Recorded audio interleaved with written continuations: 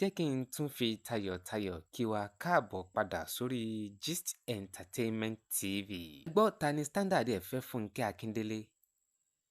Nínú àwọn òǹṣerékùnrin Yoruba Nollywood actors nílùú Nàìjíríà. As of January 2022, Funke Akindele net worth was estimated to be $3.5 million. Tá a bá ṣe sówó Nàìjíríà, that is over 5 billion naira. A lot of money. Ọlọ́run fún ara ẹ̀ ló fún Funke Akindele owó. Ó dá a lọ́lá.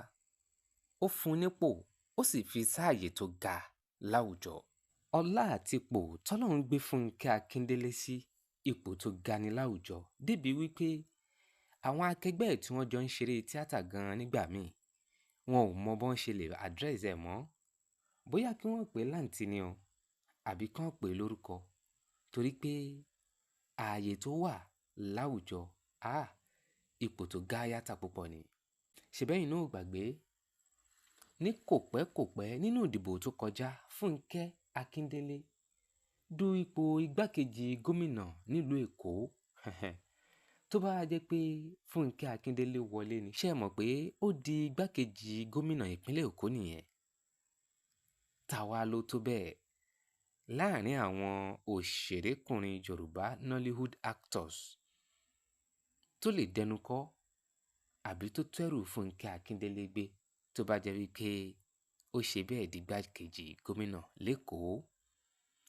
Àbí ká tiẹ̀ wá ní tó bá wá jẹ́ pé Funke Akindele ò tíì marry, ta ni standard ẹ̀ fẹ́ Funke Akindele? Nínú àwọn òǹṣerékùnrin yìí tí wọ́n jẹ́ Yoruba Nollywood actors, ta ni standard ẹ̀ fẹ́ Funke Akindele? Ṣé standard Ibrahim Chatta fẹ́ Funke Akindele ṣá? Àbí Fẹ́mi Adébáyọ̀ ni? What of Saheed Balogun? Yomi Fashlanso ńkọ́? Àbí ká tiẹ̀ ní Bọ́láńlé Nínálowó? Ó dáa, Ọdúnladé ọmọ Adékọ́lá ńkọ́? Ṣé standard òun náà ò fẹ́ Funke Akindele ni? Àbí ta lẹ̀yin rò wípé standard ẹ̀ fẹ́ Funke Akindele nínú àwọn Yoruba Nollywood actors wa nílùú Nàìjíríà?